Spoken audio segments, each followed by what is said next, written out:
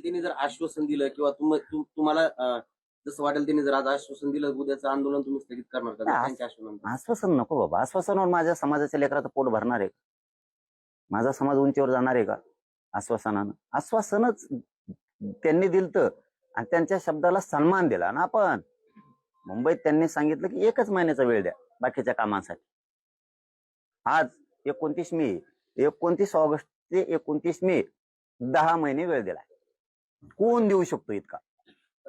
आजच्या बैठकीवर उद्याचं चित्र अवलंबून असेल का? आजची बैठक होणार आहे?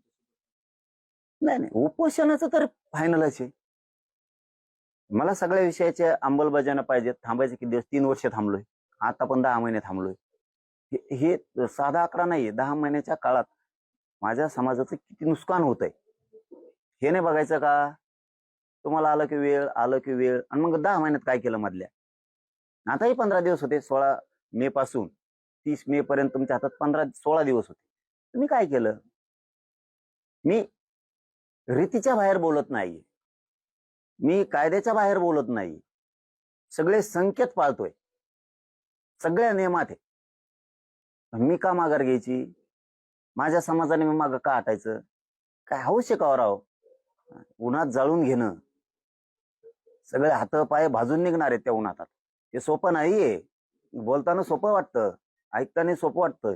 ही अग्निपरीक्षा आहे. सरकार मराठ्यांची अग्निपरीक्षा घेत आहे. हे साधा सोपा विषय नाहीये. त्यांना वाटतंय ते.